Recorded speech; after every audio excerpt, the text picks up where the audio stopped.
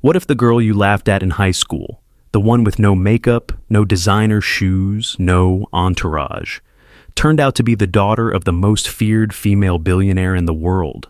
At the reunion, she walked in with quiet steps and a gentle smile, carrying nothing but a glass of water and decades of judgment on her back. They mocked her again, louder this time, older, but no wiser. And just when they thought they had humiliated her for good, the doors opened and a name stepped in that silenced the entire room. What happened next made every guest question who they had become. The message arrived at 11:46 p.m., tucked between unread promotions and calendar reminders, an unexpected ping from a group chat Emma had almost forgotten existed. Grayson High, 10-year reunion, black tie, RSVP. Now, let's see who made it. She stared at the glowing screen for a long time, the words pulling her back to fluorescent hallways and whispered cruelty behind locker doors. The chat was already alive with glittering selfies, filtered smiles, and location tags from luxury condos and overseas airports.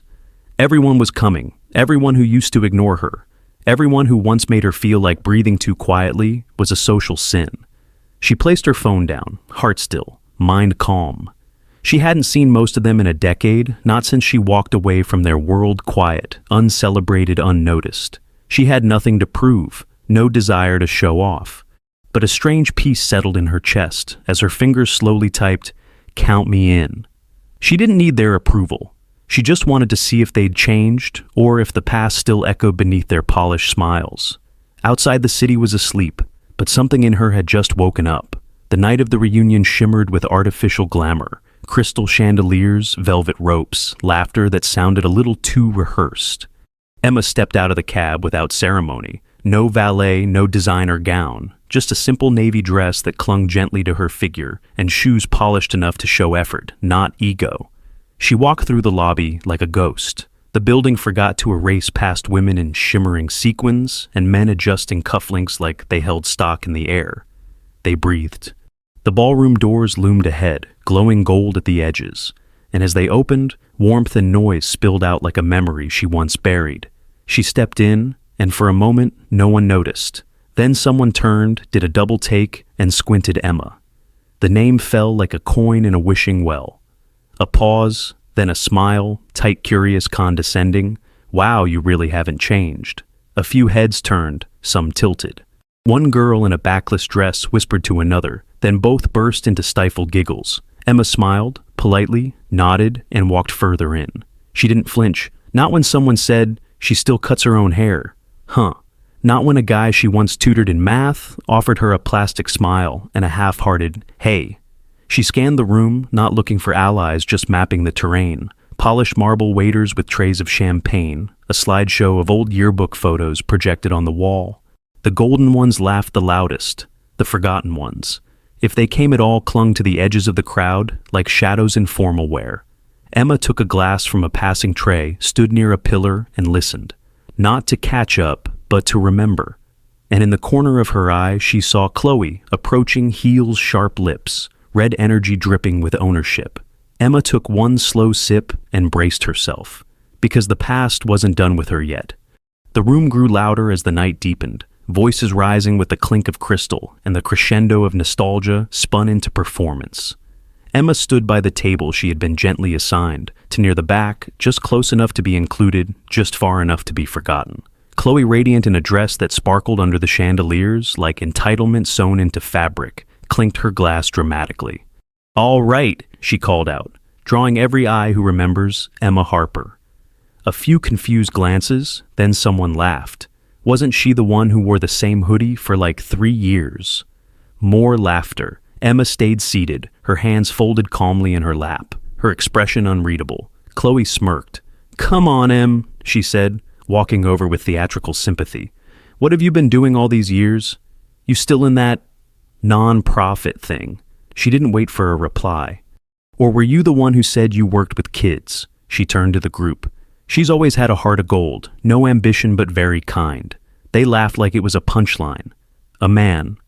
Emma vaguely remembered, someone who once borrowed her notes and never said thanks grinned and asked, "You still in the city? Or back home with your parents?" Emma responded softly, "I've been doing some independent work." Chloe widened her eyes. Independent. That's brave. I guess some people don't need titles or paychecks, right? Someone gasped, half pity, half delight. She's not married either, another voice whispered. Must be hard, all the good ones gone. Emma didn't react. She simply stood up carefully, placing her glass on the table. Excuse me, she said, her voice even quiet. I just need a minute. She turned before they could speak, walked past the crowd, her chin steady her spine, a rod of invisible steel. Outside the ballroom doors, the air was cooler, quieter. She leaned against the marble wall for a moment, then reached into her small purse and pulled out her phone. One contact, one letter. M. She tapped. It rang once. Are they watching? The voice on the other end asked, calm, measured, feminine, dangerous. They are, Emma replied, her eyes fixed on the chandelier reflected in the glass. It's time, the voice said, then let them learn. Emma hung up, and somewhere just beyond the entrance, the sound of engines low and powerful began to approach. The game, as always, was already in motion. The wind outside had picked up, pushing through the manicured hedges and rustling the golden banners that hung at the venue's entrance as the reunion buzzed with smug laughter and secondhand champagne. But beyond the driveway, 3 black SUVs coasted silently into view, their engines soft but ominous, moving, like predators who knew their place at the top of the food chain. No one inside noticed, yet Emma stood near the service hallway, invisible to the main crowd, but her gaze fixed squarely on the front doors as her phone slipped back into her purse. She didn't fidget, she didn't smile, she just waited. A valet stepped out under the awning, half curious, half nervous, as the convoy came to a perfect stop. The first door opened, a woman stepped out, tall, sculpted in black from her heels to her sharp-collared coat. Sunglasses hiding eyes that had crushed billion-dollar deals. With a single glance, Miranda Voss. A name that needed no introduction, a face that never needed a camera angle. The valet swallowed hard. He didn't ask for a name. He didn't move. She didn't look at him. She simply walked forward, each click of her heel like a countdown. Inside the ballroom, lights glowed softly and golden, dimmed slightly as the music swelled. Laughter echoed off high ceilings. Chloe, drink in hand, recounted how her husband had almost been on Forbes's 30 under 30 list, everyone nodding with glazed eyes. Until the ballroom doors opened, not loudly, not dramatically, just firmly, purposefully, and everything changed. The music didn't cut. People just stopped hearing it. One by one, heads turned. The laughter thinned. Glasses hovered mid-air. A murmur rippled through the guests as Miranda stepped into the room without a smile, without a greeting, without hesitation. She didn't scan the room for familiar faces. She didn't wave. She walked like gravity was hers, to command her gaze slicing through the crowd until it landed on one person. Chloe's lips parted slightly. Is that she whispered to no one in particular, but she already knew everyone did. Miranda stopped near the center of the room, her voice calm, low and sharp enough to shatter porcelain. Where is my daughter? A silence fell so complete it made the chandeliers hum. All eyes darted, confused, searching, calculating. Chloe blinked, her brows furrowing. Wait, daughter. Then Emma stepped out from the side hallway. No spotlight, no introduction. Just a slow, measured walk that rewrote the energy of the room with every step. She wore the same dress, the same shoes, but now every detail was redefined by the context unfolding around her. She didn't look smug, she didn't gloat, she looked certain, complete whole. Miranda saw her and softened, just slightly. There you are, she said. Not for the room, but for her. Chloe took a half step back. You're Miranda Voss's daughter. She asked, her voice cracking like cheap crystal. Emma stopped beside her mother, turning to face the very table that had humiliated her not an hour before. Yes, she answered quietly. Miranda turned to the room. You mocked her, she said, scanning faces that suddenly looked very small. You joked about her clothes, her career, her worth. And you didn't realize she's the one person in this room who walked in without needing to prove anything. A man coughed, tried to speak, and failed. Miranda took another step forward. My daughter has built herself without ever using my name. She has led initiatives at my firm under a pseudonym. She's earned more in silence than most of you will with all your noise. She turned to Chloe. And yet you treated her like an afterthought. A mistake. Chloe was frozen. Eyes wide, her mouth moving, but no sound emerging. Emma looked at her and said, "You asked me what I'd been doing. I've been working, building, choosing, not to measure myself by your scale. But I'm here now. Not to rise above you, just to show you what it looks like when someone refuses to shrink." Miranda placed a hand on her daughter's shoulder. "You decide how this ends," she whispered. And suddenly, the room was no longer Chloe's. It was Emma's. And the quiet girl they had mocked was now the storm they couldn't outrun. The silence was suffocating, stretched so tightly across the ballroom, it felt like a wire pulled to the edge of snapping. Chloe stood motionless, the color draining from her cheeks, her perfectly glossed lips parted in disbelief, as Emma remained beside her mother, calm, poised, unchanged in outfit, but transformed in presence. The same girl they'd whispered about was now holding the weight of the room without lifting a finger. Miranda's gaze swept the space again, and with every step forward, she took status unraveled. Designer dresses felt smaller, tailored suits looked cheap, and those who had once spoken with arrogance now couldn't meet her eyes. She didn't walk with drama, but with the power of someone who never needed to raise her voice to be heard. Emma didn't need an introduction anymore. She didn't need to explain who she was or why she came. Her silence had done all the talking, and now the world was catching up. A waiter, uncertain whether to keep serving or flee, stood frozen with a tray of champagne, trembling slightly in his hand. Miranda walked straight to him, took one glass, nodded graciously, and handed it to her daughter. "To you," she said. Emma accepted it, not as a trophy, but as a symbol and acknowledgement that this wasn't her mother's victory. It was hers.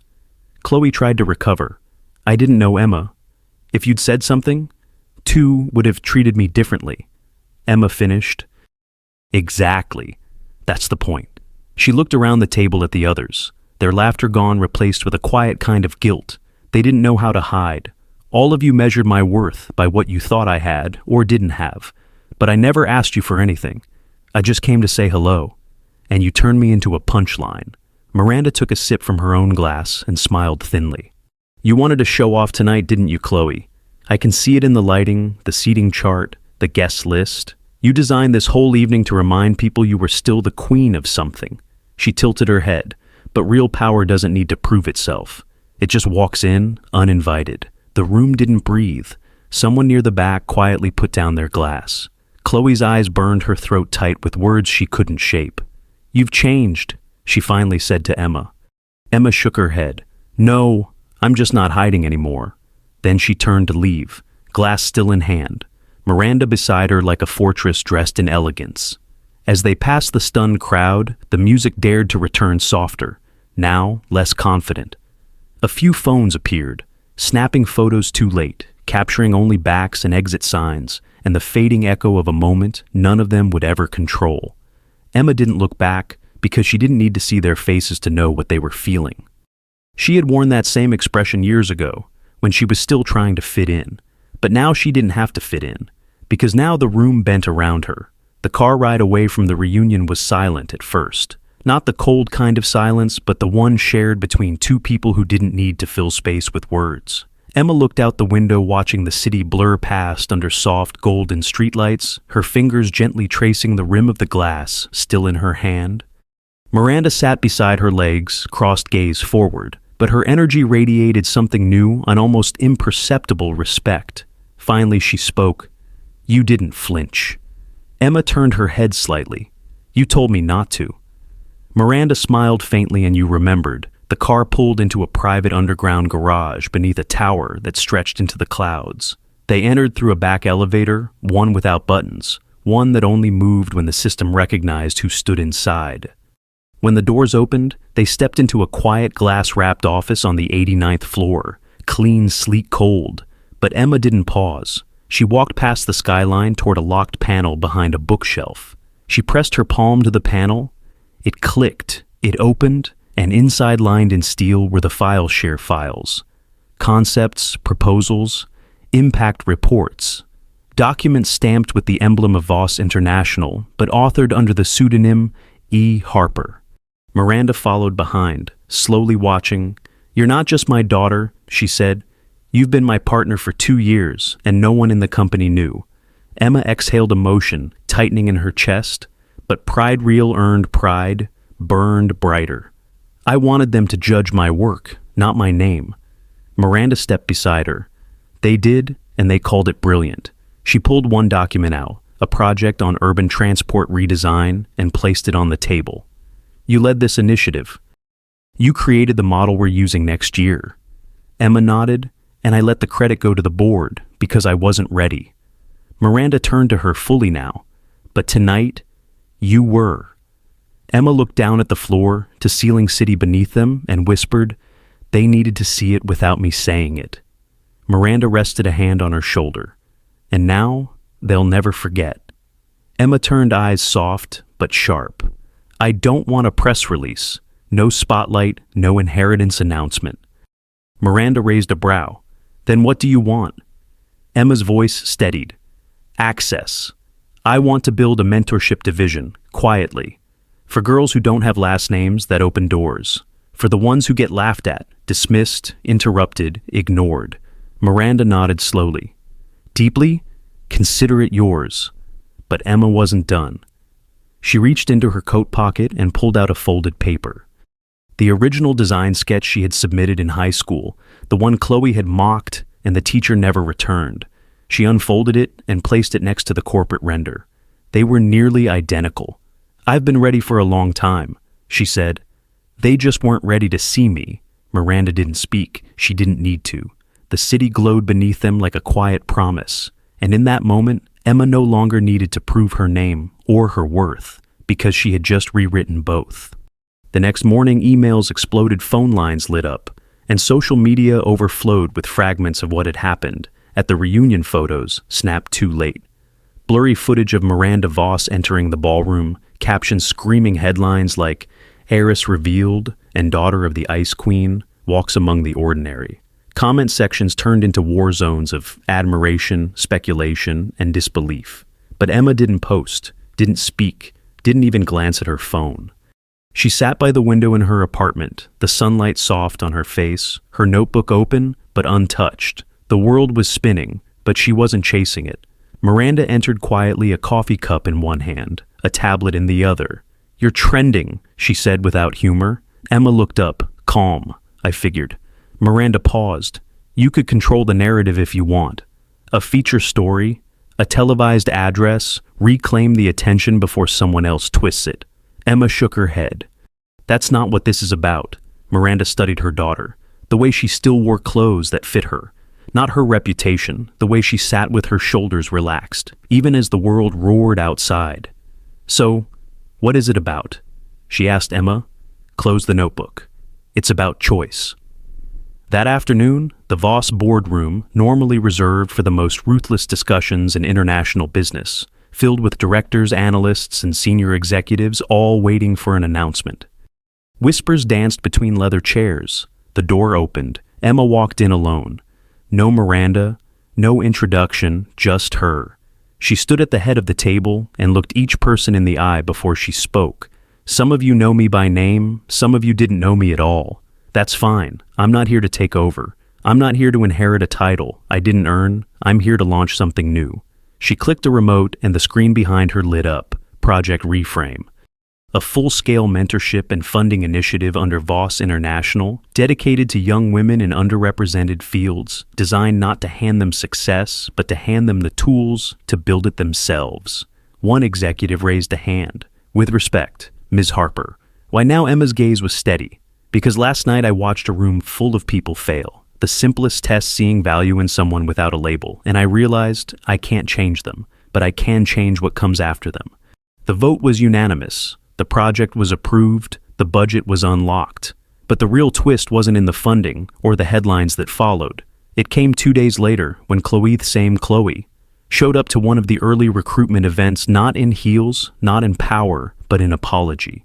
She didn't speak right away. She just listened, and when Emma saw her, she didn't flinch. She walked over and offered a seat. Not as revenge, not as a victory, as an invitation.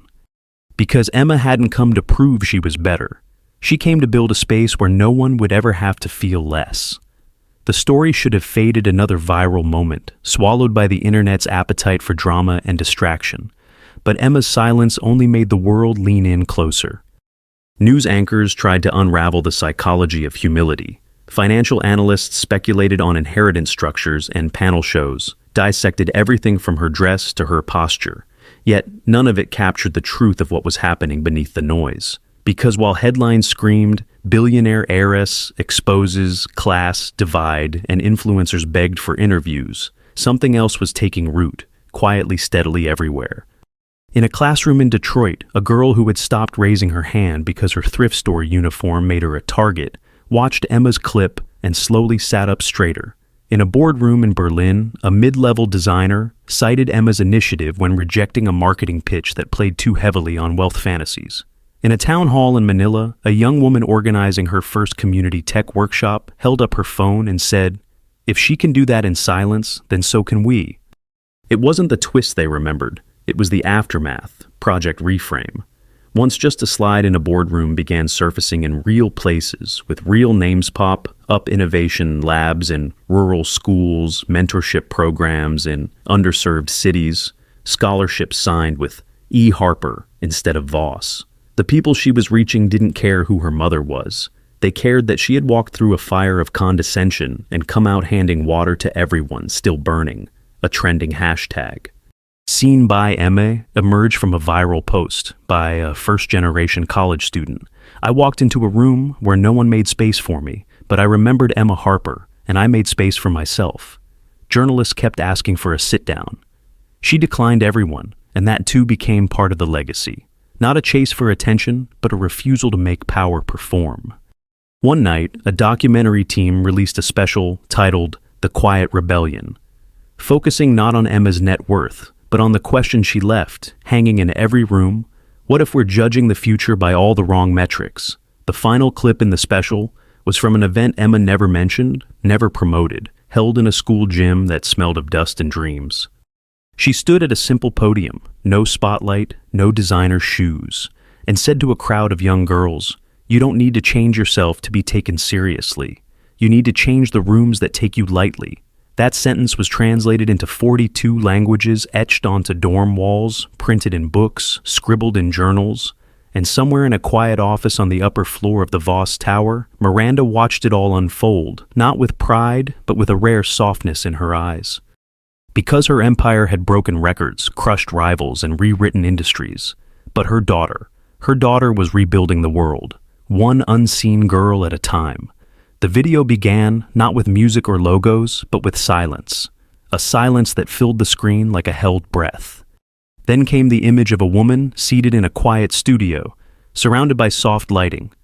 No makeup crew, no curated props, just a simple wooden chair and a question etched on the wall behind her. In chalk. What do we really value? Dr. Rena Caldwell, cultural anthropologist and professor of ethics, looked directly at the lens, her voice measured and sincere. Emma Harper changed the conversation she began. Not by shouting over anyone, but by choosing not to speak until silence made space for her words. She folded her hands in her lap.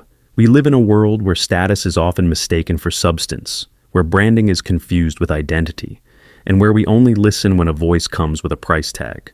But what Emma did, what she embodied, was the refusal to ask for permission to exist in powerful spaces. The screen cut to footage of Emma standing in a community hall surrounded by young girls and teenage mothers, no stage, no microphones, just a whiteboard, some markers, and a quiet kind of electricity in the room. Her voice was steady, but not rehearsed. "I know what it's like to walk into a room and be told with a glance that you don't belong," she said. "But that glance, that moment, it's not the end of your story. It's just your cue to build a different ending." The clip faded to black and Dr. Caldwell's voice returned. Emma's greatest impact wasn't the twist in her story. It was her refusal to weaponize it. She paused, then added, she could have gone on a media tour, could have cashed in, fronted a fashion label, become a face instead of a force. But she didn't. She redirected the spotlight to those who had never even seen its edge. That's leadership. That's legacy. The next scene showed a video recorded at a mentorship summit Emma had funded but not headlined. She sat among the students, not above them. One girl stood nervously with a paper in her hands. "I never thought anyone would care what I designed," she said. But she did. She read my work, she gave me my first yes, and the camera panned to Emma, seated quietly. Eyes filled not with pride, but with presence. Then came a clip that hadn't been seen publicly before. Chloe sitting across from Emma at a quiet cafe months after the reunion. There were no lights, no microphones, just a phone set between two coffee cups and the truth. Chloe's voice was low-tired. "I built everything around being seen," she said. "Being heard. I thought that was a strength.